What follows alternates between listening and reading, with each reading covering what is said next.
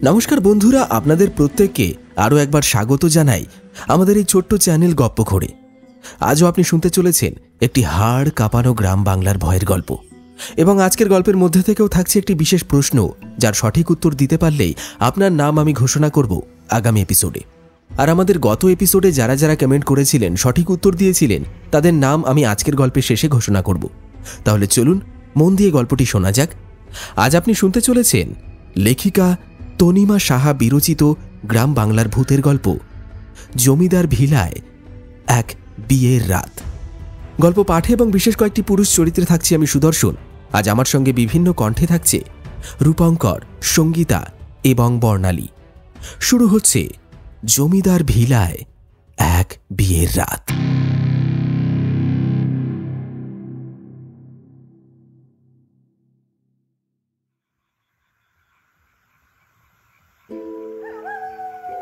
শীতের দাপটটা আজ যেন বেশি, তবে গত দুদিনের মতো কুয়াশার পুরু চাদরটা নেই। পরিবর্তে চারিদিক থেকে শীতের কনকনে হাওয়া বইছে। সময়টা আনুমানিক মাঝরাত পেরিয়েছে। চারিদিকে আলকাতরার থেকেও কুচকুচে কালো অন্ধকার। এই এত বড় মাঠ এবং তার চারধার ঘেরা রাস্তা, তবুও কোথাও কোনো শব্দ নেই। শীতের মাঝরাতে কাঁধে ভারী বোঝকাটা নিয়ে হাঁটতে হাঁটতে খগেনের মনে হয় যে ঠিক এই মুহূর্তে এই গোটা জায়গাটায় সেই বোধ হয় একা জ্যান্ত জীব। আরও খানিকটা এগিয়ে গেলেই কালীতলার শ্মশান। কথাটা মনে আসতেই খগেনের হাতটা কেঁপে ওঠে। ঠিক এমন সময় খুব জোরে ডানা ঝাপটাতে ঝাপটাতে একটা পাখি খগেনের মাথার উপর দিয়ে উড়ে চলে যায়। ধরফড়িয়ে ওঠে খগেন। এই কালীতলা এলাকায় সাহসী হিসেবে খগেনের বেশ সুনাম আছে, তাই তো বিশ্বাসকর্তা খগেনের ওপরেই ওই কাজটা শেষ করার দায়িত্ব দিয়েছেন। কিন্তু আজ খগেনের বুকের ভেতরে কেমন যেন একটা অস্বস্তি হচ্ছে। অস্বস্তি এবং শীতের কামড় এড়াতে খগেন এবার জোরে পা চালায়। হাঁপিয়ে দাপিয়ে তাড়াতাড়ি হেঁটে আসায় খগেনের জোরে জোরে শ্বাস পড়ছিল। কালীতলার শ্মশানটার সামনে দিয়ে যাওয়ার সময় খগেনের মনে হয় যে ওটা শ্মশান নয়, ওটা যেন সাক্ষাৎ জমপুরি। এমনিতেই ঘুটঘুটে অন্ধকার, তার উপরে শীতের মাঝরাতে শ্মশানের সামনে দিয়ে হেঁটে যাওয়া। ওফ, ভাগ্যিস আকাশে আধলা চাঁদের মৃদু আলোটা ছিল।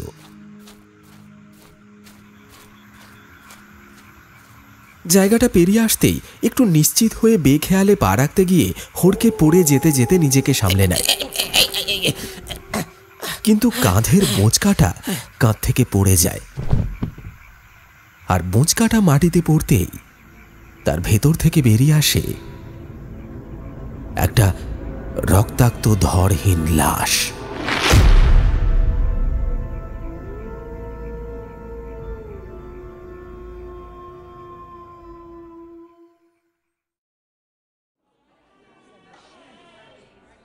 বিশ্বাস বাড়িতে আজ উৎসবের মরশুম লেগেছে।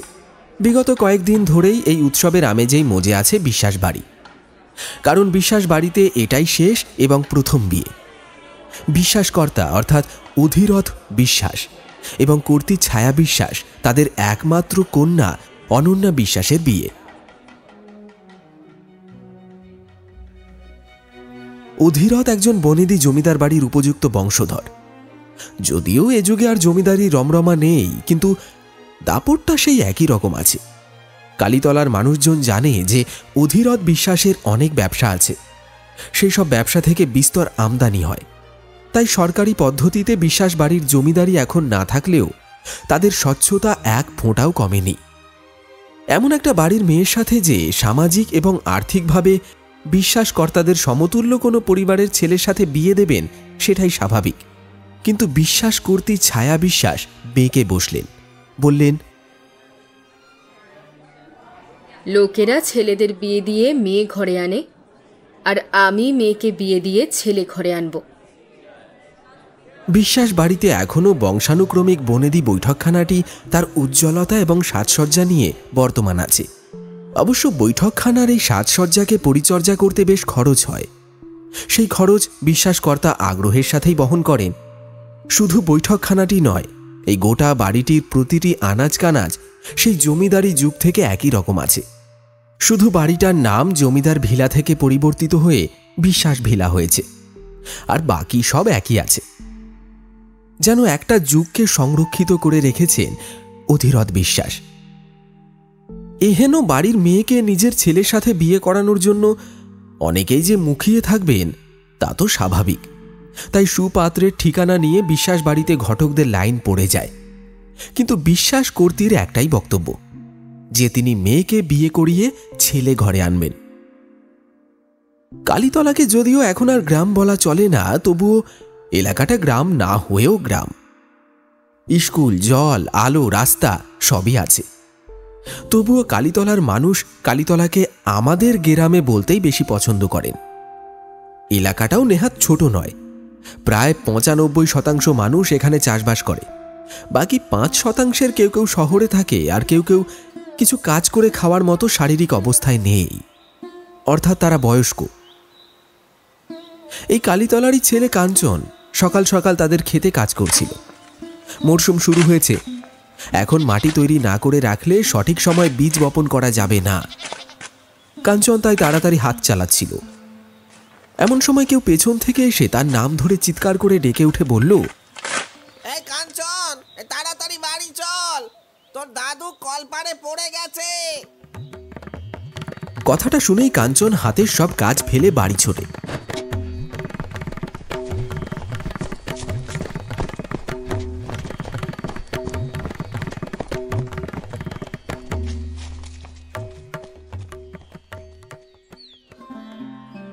জন্মের কয়েক মাস পরেই কাঞ্চন মাকে হারিয়েছে। কালীতলার এই দিকটায় বিষাক্ত সাপের উপদ্রব গরমকালে ভীষণভাবে বেড়ে যায়। এইরকমই এক গ্রীষ্মের দুপুরে ক্ষেতের কাজ শেষ করে একটা গাছের ছায়ায় বসে জিরোচ্ছিলেন তার বাবা। এমন সময় কোত্থেকে একটা বিষাক্ত সাপ এসে কাঞ্চনের বাবাকে ছোবল দেয়।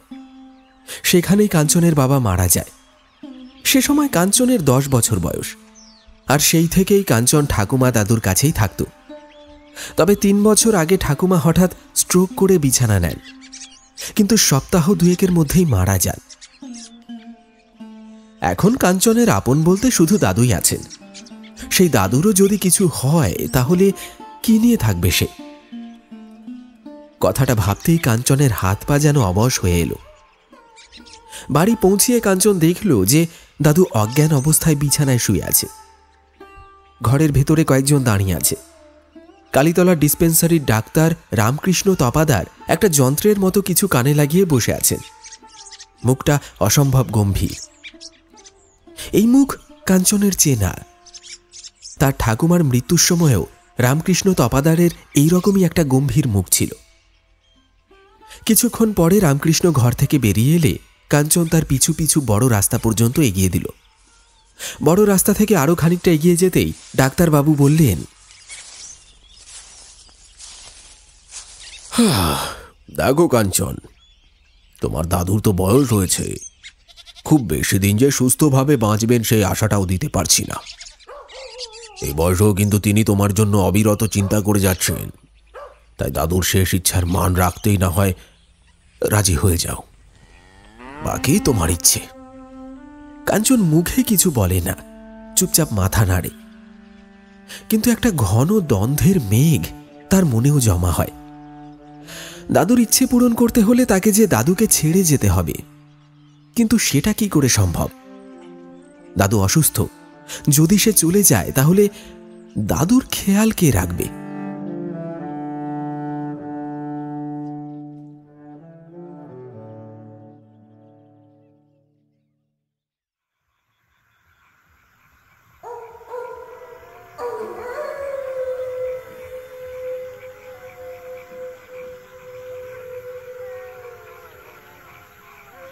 বিশ্বাস ভিলা রাত নামলেই রহস্যময় হয়ে ওঠে। ভিলার এক গোপন কুঠুরিতে 3 জন মানুষ বসে আছে। এই 3 জনের একজন নারী, বাকি 2 জনের একজন ভদ্রবেশী পুরুষ আর একজন কাপালিক। কুঠুরির ভেতরে একটা মৃতপ্রায় আলো জ্বলছে। সেই ম্রিয়মান আলোর শিখায় সেখানে উপস্থিত মানুষের চেহারা পরিষ্কারভাবে কিছুই বোঝা যাচ্ছে না। কুঠুরির ভেতরে একটা অস্বস্তিকর নীরবতা। এমন সময় এক টানা নিস্তব্ধতাকে খান খান করে নারী কণ্ঠটি বলে ওঠে, তাহলে কি করা হবে? আগামী অমাবস্যার তো বাকি নেই। এর মধ্যেই যদি সবকিছু জোগাড় না করা যায় তাহলে তো মহা সর্বনাশ হয়ে যাবে। পুরুষ কণ্ঠটি কঠিন স্বরে বলে, তবে যে করেই হোক এই পুরো ব্যাপারটাই অরণ্যার অগোচরে করতে হবে। কাপালিকটি এবার গমগমে কণ্ঠে হুঙ্কারের স্বরে বলে, মনে রাখিস, যদি এই কাজটা না করতে পারিস তাহলে কিন্তু আর কিছুই রক্ষা করতে পারবি না। সব শেষ হয়ে যাবে, সব। এই এত সম্পত্তি, এত প্রতিপত্তি সবকিছু কালের গর্ভে হারিয়ে যাবে। তখন কপাল চাপড়ানো ছাড়া আর কিছুই করার থাকবে না। নারী কণ্ঠ সঙ্গে সঙ্গে আকুতির স্বরে বলে, না না গুরুমশাই, আপনি কিছু একটা করুন। আমাদের প্রভাব, দাপট, প্রতিপত্তি সব কিছু এই অচল সম্পত্তির ওপরেই নির্ভর করছে। সম্পত্তি কখনো অচল হয় না, কিন্তু আমাদের বংশের এই পুরুষানুক্রমিক ভাগ্যে পাওয়া সম্পত্তি এ তো অচল। এই সম্পত্তিকে পরের প্রজন্মের জন্য অচল রাখতে হবে, আর তার জন্য আমাদের যা করতে হবে আমরা সব করব। কাপালিক এবার রহস্যময় স্বরে কেটে কেটে বলল, তাহলে যেটা বলছি সেটা কর। একমাত্র তাহলেই তোদের মনোবাঞ্ছা পূর্ণ হবে।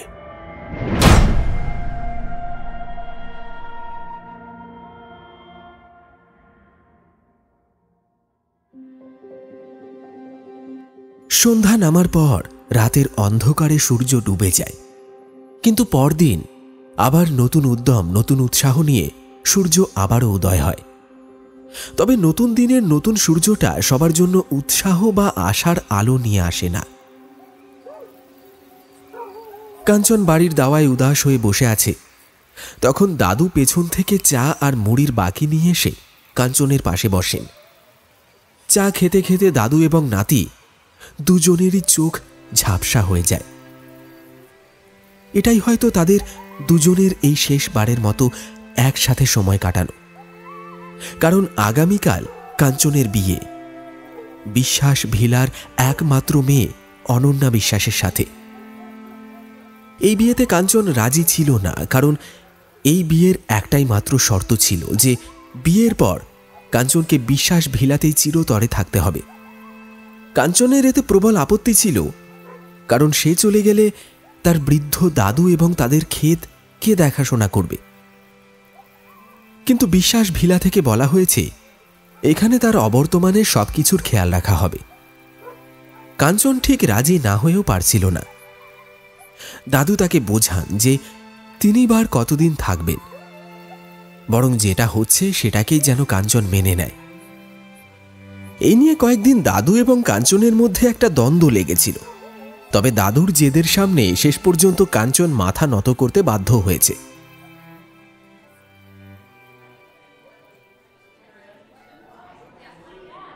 আজ বিশ্বাস বাড়িতে উৎসবের মরশুম। গোটা বিশ্বাস ভিলাকে নববধূর মতো সাজানো হয়েছে। তবে মরশুমের এই উৎসবে যাকে বধূরূপে সবচেয়ে বেশি অপরূপা দেখতে লাগছে সে হলো অনন্যা। আজ অনন্যা এবং কাঞ্চনের বিয়ে।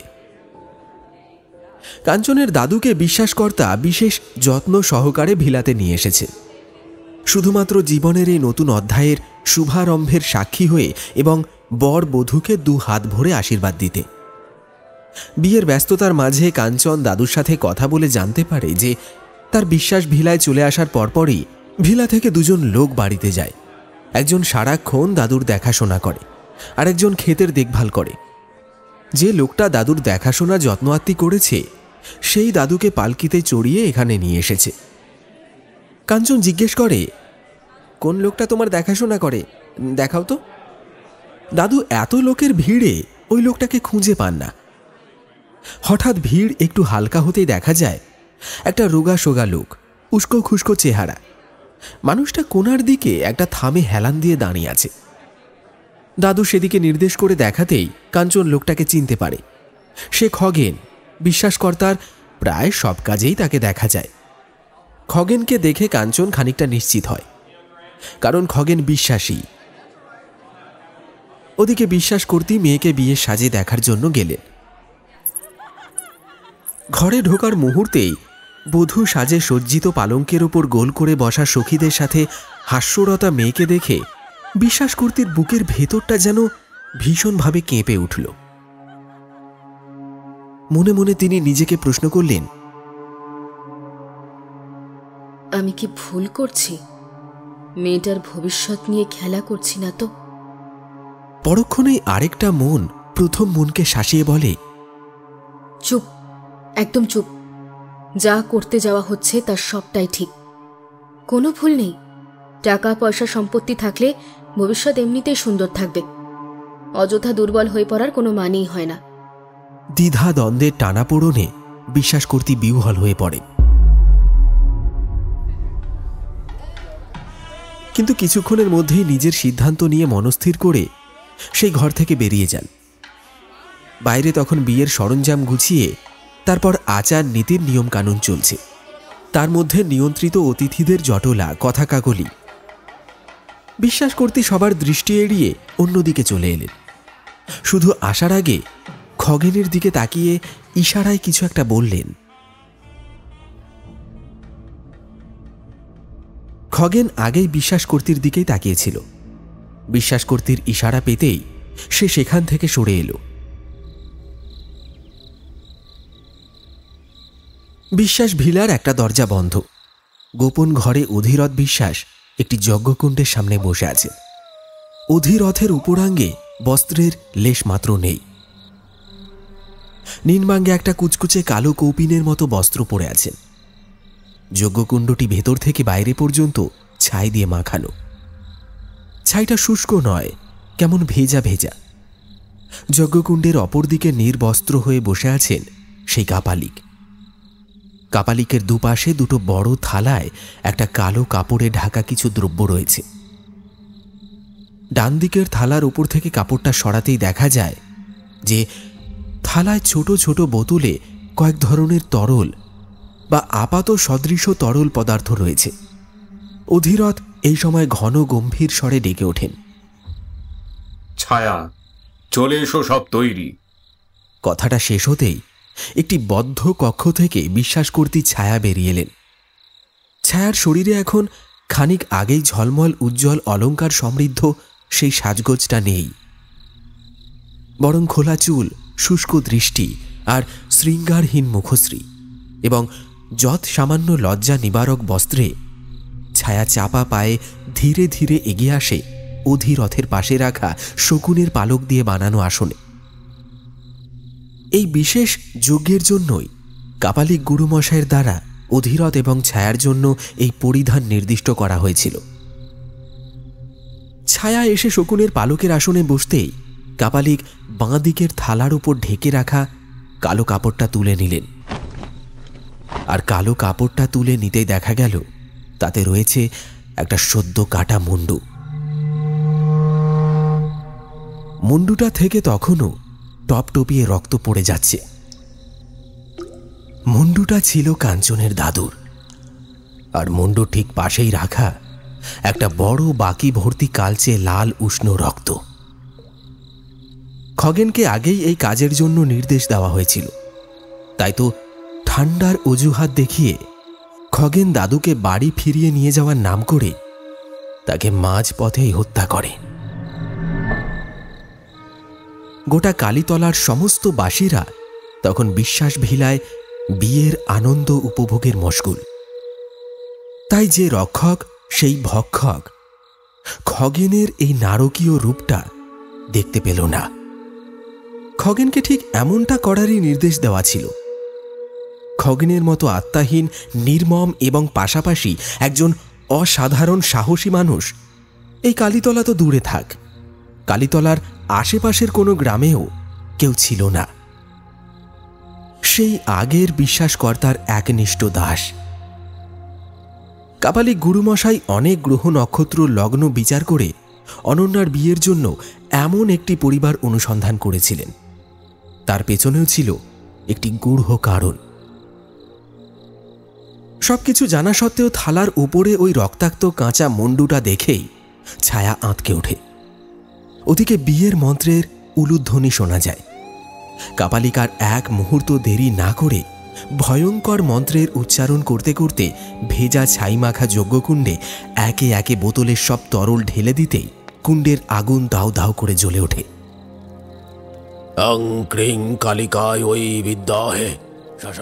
বাটিতে ভরা উষ্ণ কাঁচা রক্তটাকেও উপুর করে ঢেলে দেয়, সঙ্গে ক্রমাগত চলতে থাকে ভয়ঙ্কর মন্ত্রোচ্চারণটা। রক্তটা ঢালার পরপরই কুণ্ডের আগুনের শিখা দাউ দাউ করে জ্বলে উঠল। কিছুক্ষণ ওভাবে জ্বলার পর হঠাৎই ধপ করে আগুনটা নিভে যায়।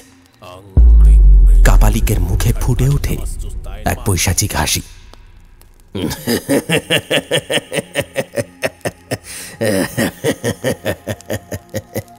ওদিকে বিয়ের মণ্ডপেও সব শান্ত।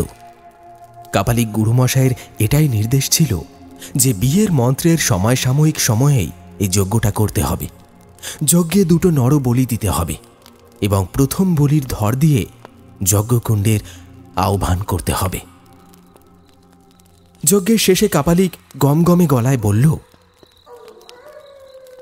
যজ্ঞের প্রথম বিধি সম্পন্ন হয়েছে, এবার দ্বিতীয় বিধির জন্য প্রস্তুতি নিতে শুরু কর।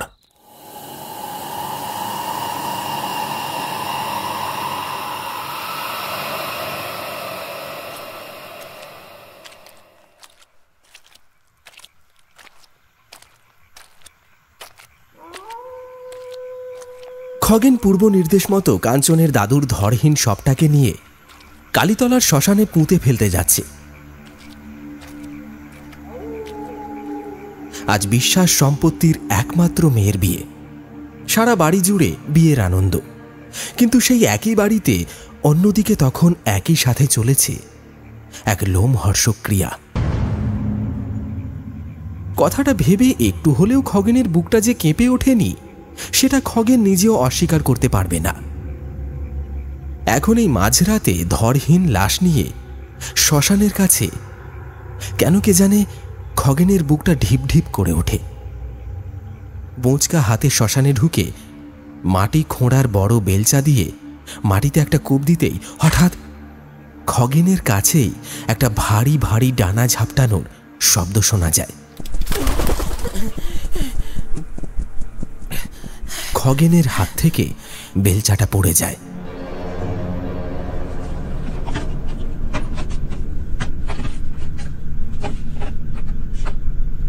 পেছন থেকে কেমন একটা খসখসে শব্দ ভেসে আসছে। এই শীতের রাতে এমন ধরনের একটা শব্দ খুবই অস্বাভাবিক। শব্দটা শুনে পেছন ফিরে তাকাতেই খগেনের বুকের রক্ত হিম হয়ে যায়। খগেন দেখতে পায় বোঁচকাটা কেমন যেন নড়ে চড়ে উঠছে এবং সেখান থেকে দাদুর ধরহীন সবটা জ্যান্ত হয়ে নিজে নিজে বেরিয়ে আসছে। আতঙ্কের চোটে খগেনের হাত থেকে বেলচাটা পড়ে যায়।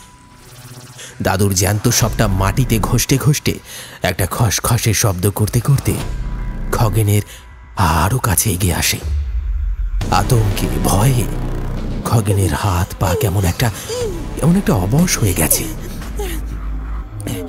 সে সেখান থেকে পালাতে চাইছে, কিন্তু পারছে না। দাদুর সবটা এবার খগেনের একেবারে কাছে চলে এসেছে। খগেনের এখন সামান্য নড়াচড়ার ক্ষমতা নেই। সবটা বেলচাটা হাতে তুলে নেয় আর পর মুহূর্তেই জ্যান্ত সবটা বেলচা খাড়া করে প্রবল বেগে খগেনের গলা লক্ষ্য করে ছুঁড়ে দেয়। আর একটু পরেই শ্মশানের নির্জন প্রান্তর থেকে ভেসে আসে খগেনের মরণ চিৎকার।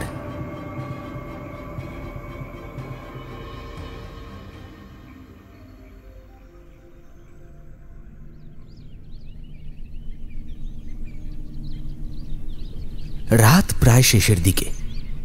শেষ রাতের শিশির বৃষ্টিতে যেন সকালটাও কেঁপে কেঁপে উঠছে। তাই হয়তো মোটা পুরু কুয়াশার চাদরে আষ্টে পৃষ্ঠে জড়িয়ে সকাল নামছে কালীতলাতে।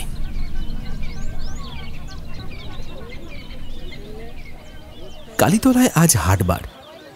কুয়াশার চাদর ভেদ করে কালীতলার বড় মাঠটায় ধীরে ধীরে ক্রেতা বিক্রেতার ভিড় জমতে শুরু করেছে। হাট শেষে কিছু গ্রামবাসী শ্মশানের সামনে দিয়ে আসার সময় প্রচণ্ড দুর্গন্ধ পেয়েছে।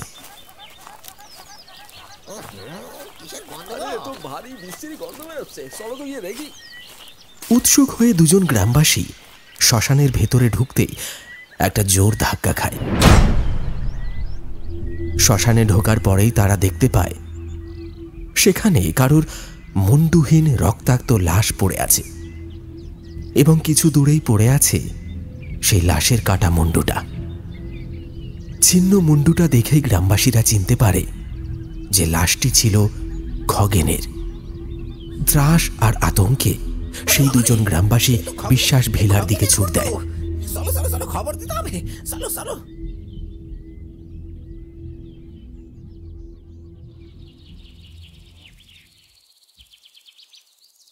বিয়ের পরদিন সকলের ব্যস্ততা একটা অন্য পর্যায়ে থাকে। ছায়া আজ বেশ সকাল সকালই ঘুম থেকে উঠে পড়েছে, বা বলা ভালো গতকালকের রাতে ভালো ঘুম হয়নি তার। চোখ বন্ধ করলেই শুধু অনন্যার মুখটাই ভেসে উঠেছে বারবার। ভিলার দাসীরা সকাল থেকেই ভিলা পরিষ্কারের কাজে লেগে পড়েছে। ছায়া পাকঘরে গিয়ে রান্নার জোগাড় তদারকি করতে লাগলেন। ঠিক সেই সময় দুজন গ্রামবাসী ছুটতে ছুটতে ভিলায় ঢুকে ভয়ার্ত কণ্ঠে অধীরথ এবং ছায়াকে ডাকতে শুরু করে। গিন্নিমা, অধীরথ বাবু, একটু এদিকে আসেন, তাড়াতাড়ি জলদি জলদি আসেন। তাড়াতাড়ি আসেন, অনর্থ হয়ে গেছে।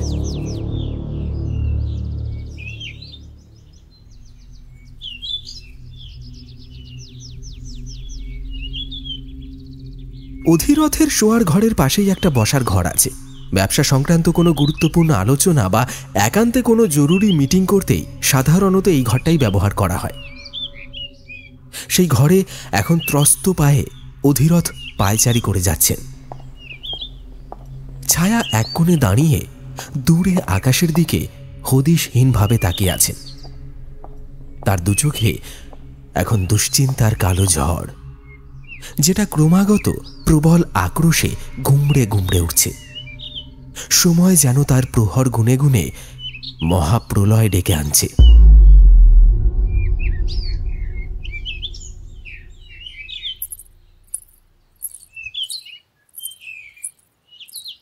মা, বাবা, তোমরা এখানে কি করছো? আমি সেই কখন থেকে তোমাদের খুঁজছি জানো। অনন্যার আওয়াজে অধীরথ এবং ছায়ার দুজনেই নিজের অভিব্যক্তি আর দুশ্চিন্তার ছাপ সরিয়ে স্বাভাবিক ভাব নিয়ে আসে। ছায়া গলাটা যতটা সম্ভব স্বাভাবিক করে বলেন, হঠাৎ খুঁজছিস যে, কিছু পাচ্ছিস না বুঝি? অনন্যা ছায়াকে জড়িয়ে ধরে বলে, না, কোনো কিছুর খোঁজ করছিলাম না। তোমাদের অনেকক্ষণ ধরে দেখছিলাম না তো, তাই দেখতে এসেছিলাম। ছায়া মেয়ের মাথায় হাত বুলিয়ে দেন, তারপর বলেন, পাগলি মেয়ে আমার, যাও, এখন তো বোধহয় আরও নিয়ম আছে, সেগুলো করে নাও। তোমার মৃদুল বৌদি তোমাকে সব দেখিয়ে দেবে। অনন্যা বাধ্য মেয়ের মতো মাথা নাড়িয়ে চলে যায়। অনন্যা বেরিয়ে গেলে ছায়া সিক্ত নয়নে থর থর কণ্ঠে বলে, কতই বা বয়স মেয়েটার, এতটা সহ্য করতে পারবে তো নাকি? সহ্য করতে হবে ছায়া, এছাড়া আর কোনো উপায় নেই। তুমি তো জানোই এই কাজটা না করতে পারলে কি সাংঘাতিক সর্বনাশ হয়ে যাবে। অনন্যাকে না হলে বাঁচানো যাবে না। এই বিশাল সম্পত্তি যা যুগ যুগ ধরে সংরক্ষিত হয়ে আসছে তা প্রলয়ের এক ধাক্কাতেই মিলিয়ে যাবে। ছায়া, এতটা দূরে যখন এসেছি তখন আর পিছিয়ে পড়া যাবে না। কিন্তু খগেনের সাথে যেটা হলো। আমি লোক পাঠিয়ে দিয়েছি, আর ওই দুজন লোককেও সরিয়ে দিয়েছে। কাজের পেছনে কোনো সাক্ষী রাখা যাবে না, গুরুমশাইয়ের নির্দেশ ছিল সেটা। খগেনের সাথে এটা কেন হলো সেটা জানতেই আমি গুরুমশাইয়ের কাছে যাচ্ছি। তুমি দেখো এদিকে যেন সবকিছু স্বাভাবিক থাকে। বিশ্বাসকর্তা অধীরথ বিশ্বাস অত্যন্ত কঠিন স্বরে কথাগুলো বলেই ঘর থেকে বেরিয়ে যান। পেছনে স্থবিরের মতো পড়ে থাকে দুশ্চিন্তা, আশঙ্কা আর আতঙ্কে জর্জরিত হয়ে থাকা বিশ্বাস কর্তী। এতক্ষণ ধরে চেপে রাখা নোনা মেঘের পুঞ্জগুলো এবার বৃষ্টি হয়ে দু চোখ বেয়ে নেমে আসে। সেই জল ঝাপসা দৃষ্টিতে চোখের সামনে ভেসে ওঠে 20 বছর আগেকার স্মৃতি। ছায়া তখন নতুন নতুন বিয়ে হয়ে এসেছে বিশ্বাস ভিলাতে। ছায়ার আদি বাড়ি ছিল বিহারের পূর্ণিয়া অঞ্চলে। সেখানে ছায়ার বাবার একটা ছোটখাটো জমিদারি ছিল। বিয়ের সময় ছায়া কানাঘুষো শুনতে পেয়েছিল যে বিশ্বাস ভিলার বিশাল দাপট। তবে বিয়ে হয়ে এ বাড়িতে এসে ছায়ার ধারণাটা কিছুটা পাল্টায়। সে জানতে পারে যে বিশ্বাস পরিবারের আগের বিশাল জমিদারি থাকলেও তারা আদপে ভীষণ মাটির মানুষ। কালীতলা গ্রামের ভাগচাষীদের থেকে কখনো অতিরিক্ত রাজস্ব আদায় বা গ্রামের মানুষের ওপর অন্য কোনো রকমের উৎপীড়ন তারা করেনি, বরং অসময়ে সেখানকার মানুষদের পাশে দাঁড়ানোর চেষ্টা করেছেন। এসব শুনে ছায়ার মনটা সুখী সুখী হয়ে যায়। ছায়াকেও পরিবারে অত্যন্ত যত্নে রাখা হয়। স্বামী অধিরথ এবং তার পরিবারকে নিয়ে ছায়ার খুব গর্ব হয়। এমন এক মহান পরিবারে বিয়ের যোগ করিয়ে দেওয়ার জন্য মনে মনে নিজেকে খুব ভাগ্যবতী মনে করেন তিনি। কিন্তু তার এই ধারণা খুব শিগগিরই ভেঙে যায়। দিনটা ছিল কৌশিকী অমাবস্যা। বিশ্বাস ভিলার প্রতিটি আনাচে কানাচে ছায়ার নিরঙ্কুশ যাতায়াত ছিল। শুধু বাড়ির পেছনে একটা পুরনো ভাঙা মন্দিরে যাওয়া তার নিষেধ ছিল। মন্দিরে কোন বিগ্রহের পুজো হয় সেটাও ছায়া জানতেন না। ছায়া শুধুমাত্র জানতেন যে সেখানে গুরুমশাই ধ্যান করেন। গুরুমশাই একজন কাপালিক। বিশ্বাস বাড়ির সকলেই গুরুমশাইকে দেখে ভয় পেলেও ছায়া তাকে দেখে কখনো ভয় করেননি, এমনকি শ্রদ্ধাও জাগেনি। সেদিন কৌশিকী অমাবস্যা হওয়ায় ছায়া বাড়ির কাজের লোকেদের দিয়ে সারা বাড়ি পরিষ্কার করায়। সকাল সকাল স্নান সেরে তুলসী গাছকে স্নান করিয়ে তুলসী মঞ্চে ফুলের মালা ও আলপনা দিয়ে সাজায়। ছায়া দাসীদের কড়া নির্দেশ দেয় যে সেদিন যেন বাড়ির পুজোর জন্য বাড়ির তুলসী গাছ থেকে তুলসী পাতা না তোলা হয়। খাওয়া দাওয়া সম্পূর্ণ নিরামিষ রাখা হয় সেদিন।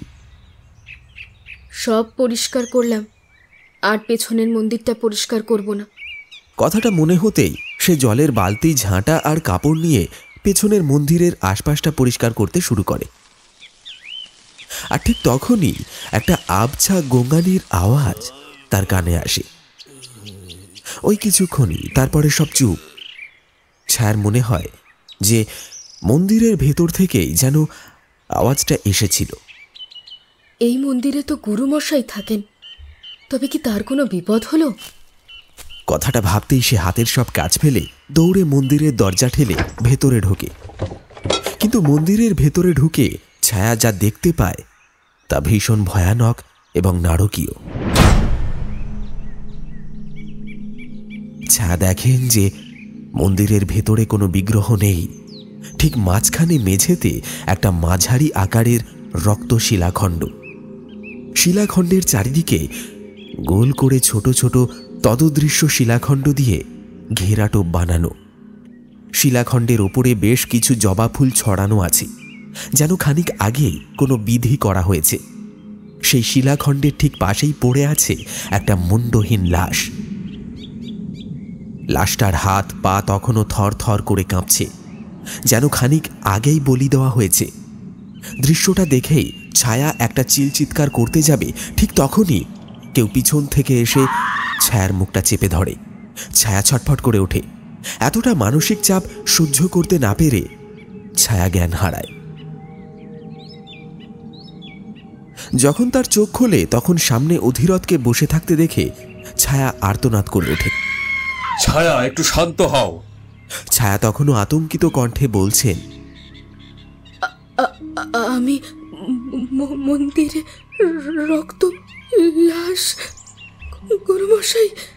অধিরথ ছায়াকে জড়িয়ে ধরে শান্ত করার চেষ্টা করতে করতে বলতে থাকেন, ছায়া, এসব কথা জোরে বলতে নেই। নিজেকে বাঁচিয়ে রাখতে অনেক কিছু করতে হয় ছায়া। সেদিন ছায়া জানতে পারেন যে তিনি অন্তঃসত্ত্বা হয়েছেন। জানতে পারেন আরো অনেক কথা।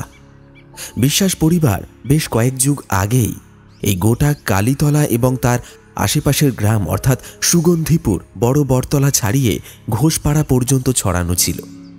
পরে কালের নিয়মে এবং সরকারি অধিগ্রহণের জন্য এক এক করে সব গ্রামগুলো জমিদারি এখতিয়ারের বাইরে চলে গেলেও কালীতলাটা রয়ে গেছে। সে সময় জমিদারি ধুঁকছে। সরকারি অধিগ্রহণের আগে শেষ জমিদার ছিলেন কৃষ্ণরাজ বিশ্বাস। কৃষ্ণরাজ তন্ত্রমন্ত্রের চর্চায় বিশ্বাসী ছিলেন। তিনি আয়োজন করলেন এক ভয়ঙ্কর বিধি। বর্তমান গুরুমশায়ের দাদু ছিলেন সেই সময়ের এক মস্ত কাপালিক। তিনি এই বিধি করেছিলেন। এই বিধি উদযাপনের ফলে কাগজে পত্রে জমিদারি চলে গেলেও জমিদারির আর্থিক সচ্ছলতা যায়নি। তারপর থেকে প্রতি 29 বছর পর পর কৌশিকী অমাবস্যাতে এই বিধির আয়োজনের কথা হয়, যাতে তাদের অর্থ সম্পত্তির অভাব না হয়। ছায়া এত কিছু শুনে বাক রুদ্ধ হয়ে যান। সবসময় ভয়ে ভয়ে থাকতেন। কিন্তু কিছুক্ষণ পর যখন তার কোলে অনন্যা এলো, তখন জমিদার বাড়িতে একটা খুশির আবহের সৃষ্টি হয়। কারণ বেশ কয়েক প্রজন্মের পর বিশ্বাস পরিবারে কোনো মেয়ের জন্ম হয়েছিল। অনন্যার জন্মের আগে থেকেই ছায়া গুরুমশাইকে দেখতে পাননি, কিন্তু অনন্যার নামকরণের দিনে গুরুমশাই আসলেন। এসে বললেন, বিশ্বাস পরিবারে এই কন্যার আগমন অনেক ধন, ঐশ্বর্যের এবং সম্মানের আগমন ঘটাবে। তবে এই কন্যার জন্ম ভাগ্যে একটি দোষ আছে। এই দোষ যদি না কাটানো হয় তাহলে এই কন্যা অল্পায়ু হবে এবং কন্যার মৃত্যুর সাথে সাথে এই পরিবারেরও বিনাশ ঘটবে। নিজের সদ্যজাত কন্যার অকাল মৃত্যুর আশঙ্কায় বিহ্বল হয়ে ছায়া বলেন, এই বিপদ থেকে রক্ষার উপায় বলুন গুরুমশাই। মেয়েকে এবং এই পরিবারকে বাঁচাতে কি করতে হবে বলুন। মেয়ের বিয়ের সময় বলি দিতে হবে, জোড়া বলি। তবে এমন কাউকে বলি দিতে হবে যার কোনো পিছুটান নেই। অতীতের কথা স্মরণ হতেই ছায়া দু হাতে মুখ ঢেকে হাউ হাউ করে কেঁদে উঠলেন।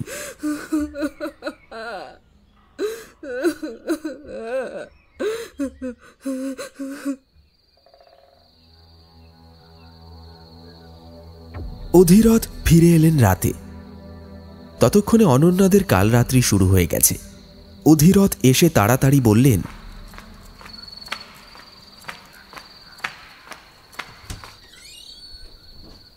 তৈরি হয়ে নাও, অন্তিম সময় চলে এসেছে।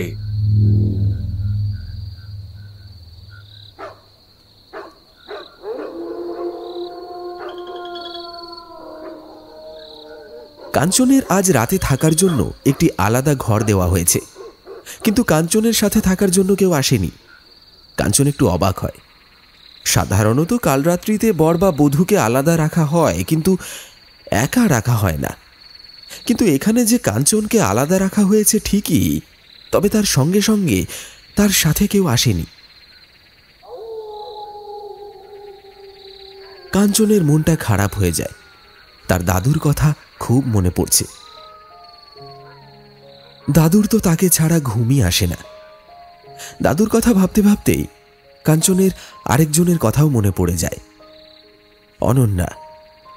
এই কঠিন পৃথিবীতে এত নরম মনের কেউ থাকতে পারে, সেটা অনন্যার সাথে পরিচয় হওয়ার আগে কাঞ্চন জানতই না। গত রাতের পর কাঞ্চন অনন্যার প্রতি বেশ আকৃষ্ট হয়ে পড়েছে। মনে মনে কাঞ্চন অনন্যার কথাই শুধু ভাবতে থাকে। ঠিক এমন সময় কেউ খ্যাস খ্যাসে চাপা গলায় বলে ওঠে,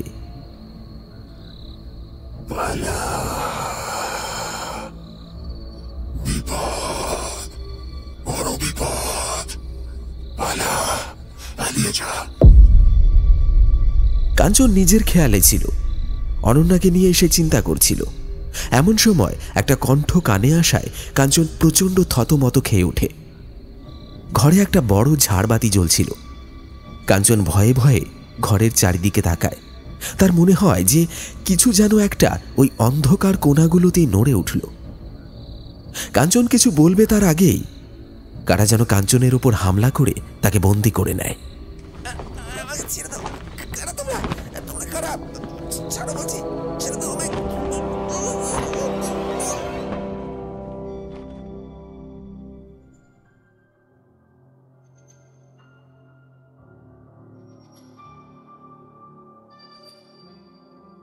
বিশ্বাস ভিলার পিছনে সেই মন্দিরটা এখনো আছে। মন্দিরের ভেতরে ওই বিভিন্ন আকৃতির শিলাখণ্ডগুলোকে ঘিরে যজ্ঞের আয়োজন করা হয়েছে। শিলাখণ্ডের ঠিক পাশেই একটা হাঁড়ি কাঠ। হাঁড়ি কাঠের পাশে একটা বড় বস্তার মধ্যে কিছু একটা রয়েছে, যেটা মাঝে মাঝেই নড়ে উঠছে। যজ্ঞকুণ্ডকে ঘিরে বসে আছেন নির্বস্ত্র গুরুমশাই এবং স্বল্প বেঁধে বিশ্বাস দম্পতি। গুরুমশাই একে একে সংগ্রহের সবকিছু দিয়ে যজ্ঞ শুরু করেন। সঙ্গে চলতে থাকে ভীষণ সব মন্ত্র। খানিক পরে গুরুমশাই নির্দেশ দিলে অধিরথ উঠে বস্তার মুখটা খুলতেই সেখান থেকে বেরিয়ে আসে হাত পা মুখ বাঁধা কাঞ্চন। কাঞ্চন এরকম একটা দৃশ্য দেখে আতঙ্কে রক্তশূন্য হয়ে যায়। অধিরথ গায়ের জোরে কাঞ্চনকে হাঁড়ি কাঠের সামনে নিয়ে এসে কাঠের উপর কাঞ্চনের মাথাটা চেপে ধরেন। কাঞ্চন নিজেকে ছাড়ানোর আপ্রাণ চেষ্টা করে, কিন্তু অধিরথের শক্তিশালী মুঠো থেকে বেরোতে পারে না। গুরুমশাই আর এক মুহূর্ত সময় নষ্ট না করে খড়গটা হাতে নিয়ে প্রবল বেগে নামিয়ে আনে কাঞ্চনের ঘাড়ের উপর।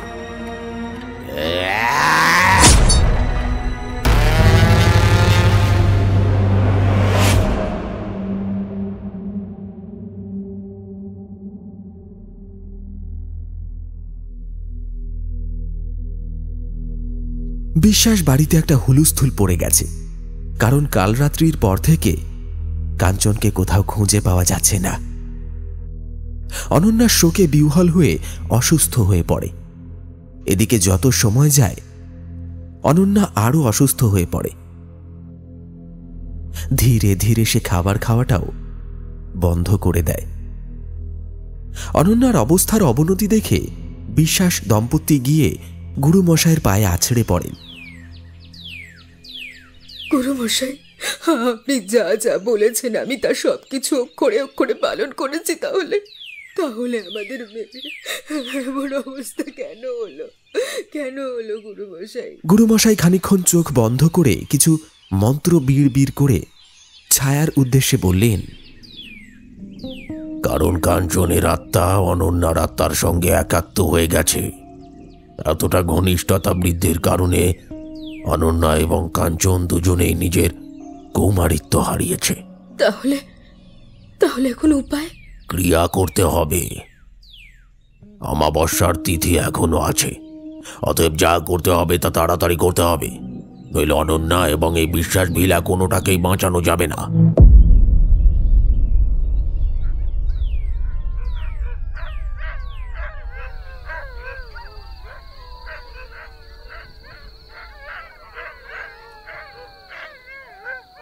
রাত তখন 2টো। বিশ্বাস ভিলার চারিদিকে এখন থমথমে পরিবেশ। মনে হচ্ছে যেন কোনো অকাল ঘুমের জালে জড়িয়ে পড়েছে সবাই। অনন্যা নিষ্প্রাণের মতো বিছানায় শুয়ে আছে। দুদিনেই তার শরীরের অবনতি চোখে পড়ার মতো। শরীরের স্বাস্থ্য ভেঙে অর্ধেক হয়ে গেছে। মুখ গাল ভেঙে হাড্ডিসার। চোখ দুটো কোটরে ঢুকে গেছে। বিশ্বাস ভিলার প্রাণ অনন্যার শরীরে এখন যেন স্পন্দনটাও গুনে গুনে হচ্ছে। কিন্তু এসব ছাড়িয়েও যেটা সবচেয়ে ভয়ঙ্কর ব্যাপার সেটা হলো অনন্যার শরীরের ভেতর থেকে একটা পচা কটু দুর্গন্ধ বেরোচ্ছে। ছায়া অনন্যাকে স্নান করিয়ে সুগন্ধি মাখিয়ে বারে বারে পোশাক পরিবর্তন করেও দেখেছেন, কিন্তু সেই দুর্গন্ধ কিছুতেই যাচ্ছে না। অনন্যার শরীরে কোথাও কোনো সংক্রমণ হয়েছে কিনা সেটাও বারবার খুঁজে দেখেছেন তিনি, কিন্তু তেমন কিছুই পাননি। অনন্যার ঘরে তার বিছানার ঠিক সামনে গুরুমশাই ক্রিয়ার আয়োজন করছেন। অধিরথ এবং ছায়া পাশে বসে আছেন। এই ক্রিয়ায় তাদের কোনো কাজ নেই। অনন্যার শরীর থেকে এখন চরম দুর্গন্ধ বেরোচ্ছে। মনে হচ্ছে যেন মেয়েটার শরীরটা পচতে শুরু হয়েছে। গুরুমশাই ভস্য দিয়ে মেঝেতে একটা পঞ্চচক্রের ছবি বানালেন। তারপর তাতে লাল সিঁদুর দিয়ে অভিষেক করলেন। 4-5টা লেবুকে ভস্য এবং সিঁদুর মাখিয়ে যন্ত্রের চারিদিকের 4টে কোণায় এবং একটা ঠিক মাঝখানে রাখলেন। তারপর তাতে ঢেলে দিলেন একটা সবুজ রঙের তরল। তারপর পাশে রাখা থালা থেকে তুলে নিলেন 5টা বড় বড় সূঁচ। কিছু মন্ত্র জপ করতে করতে সূত্রগুলো লেবুগুলোর মধ্যে ফুটিয়ে দিলেন। আর তখনই অনন্যার শরীরটা যেন একটু নড়ে উঠল। সূঁচ ফোটানোর পর দুর্গন্ধের পরিমাণটা যেন একটু কমে এলো। এরপর গুরুমশাই শুরু করলেন এক কঠিন ক্রিয়া। তাতে একটি শিলাখণ্ড বসিয়ে তাকে নিজের হাত কেটে রক্ত দিয়ে অভিষেক করালেন। বিভিন্ন মন্ত্রোচ্চারণের মাধ্যমে চলতে লাগলো ক্রিয়ার বিধি। একটু পরে নিষ্প্রাণ হয়ে শুয়ে থাকা অনন্যার শরীরে কেমন একটা স্পন্দন হচ্ছে। শরীরটা যেন বারবার কেঁপে উঠছে। ওদিকে গুরুমশাইয়ের মন্ত্রোচ্চারণের গতি আরো বেড়ে যায়। হঠাৎ অনন্যার শরীরটা শূন্যে উঠে যায়। শূন্যে উঠে শরীরটা কেমন যেন মোচড়াতে থাকে। দেখে মনে হচ্ছে যেন যেন কোনো কিছুকে নিজের শরীর থেকে ছাড়াতে চাইছে সে। ছায়া এই দৃশ্য দেখে চঞ্চল হয়ে ওঠেন। তিনি অস্ফুটে কাতর কণ্ঠে ডেকে ওঠেন, অনন্যা! অধীরথ তাড়াতাড়ি ছায়ার মুখ চেপে ধরে, কারণ ক্রিয়ার সময় কথা বলা বারণ। শূন্যে অনন্যার শরীরটা ঝাপটাতে থাকে। তারপর সজোরে এসে বিছানায় পড়ে। ছায়ারা দেখে একটা কালো ধোঁয়া ধোঁয়া অবয়ব অনন্যার শরীর থেকে বেরিয়ে যাচ্ছে। সঙ্গে সঙ্গে অনন্যার শরীরের থেকে আসা সেই পচা দুর্গন্ধটাও একেবারেই কমে যায়। হাসি ফুটে ওঠে অধীরথ আর ছায়ার মুখে। গুরুমশাই মন্ত্রোচ্চারণ বন্ধ করে বললেন, এখন আর কোনো বিপদ নেই। কাঞ্চন ছেলেটি অত্যন্ত সৎ আত্মার ছেলে ছিল। সে অনন্যার আত্মার সাথে মিলিত হয়ে গিয়েছিল। অনন্যার আত্মাও কাঞ্চনের আত্মার সাথে মিলিত হয়েছিল, তাই কাঞ্চনের অশরীরী আত্মা অনন্যার শরীরের সাথে আষ্টে পৃষ্ঠে জড়িয়েছিল। সেই কারণেই মেয়েটা এত দ্রুত গতিতে শুকিয়ে যাচ্ছিল। অনন্যার শরীর থেকে বেরোনো দুর্গন্ধের কারণটাও এটাই ছিল। তবে এখন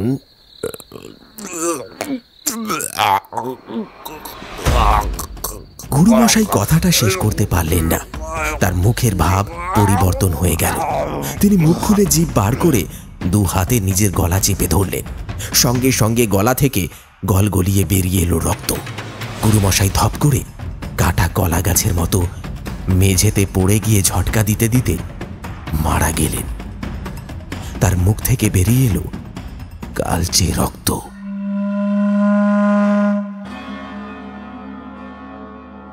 ছায়া এবং অধীরথ এই ঘটনার জন্য একেবারেই তৈরি ছিলেন না। তাদের ঘোর কাটে যখন তারা একটা ভয়ঙ্কর জান্তব ক্রুদ্ধ আওয়াজ শুনতে পান। আওয়াজ লক্ষ্য করে তাকিয়ে দেখেন সামনে অনন্যা দাঁড়িয়ে আছে এবং তার হাতে ধরা আছে সেই 5টা বড় বড় সূঁচ, যেগুলো থেকে এখনো টপ টপ করে গড়িয়ে পড়ছে উষ্ণ লোহিত তরল। এই অনন্যা তাদের মেয়ে অনন্যা নয়, এ তো অন্য কেউ। খোলা চুল, উদ্ভ্রান্ত দৃষ্টি, পৈশাচিক হাসি, রক্ত মাখা মুখ। না না না না, এ অনন্যা নয়, এ যে অন্য কেউ। অনন্যার হাতের মুঠোতেই ধরা সূঁচগুলোকে আরো শক্ত করে ধরে একটা জান্তব পৈশাচিক অট্ট হাসিতে ফেটে পড়ে।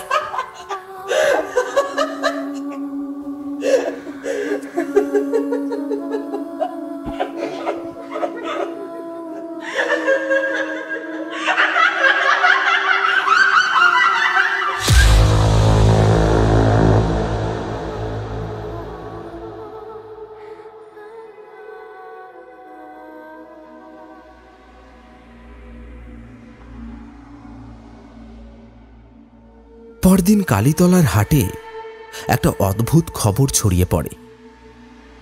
বিশ্বাস ভিলা ফাঁকা পড়ে আছে, ওখানে কোথাও কেউ নেই। কালীতলার বাসিন্দাদের চোখ লোভে চকচক করে ওঠে। তারা ছুটে যায় বিশ্বাস ভিলায়, যতটা পারে জিনিসপত্র লুটে নেওয়ার জন্য। ফাঁকা বিধ্বস্ত বিশ্বাস ভিলা থেকে শুধু এক অশরীরী চিৎকার শোনা যায় এখন।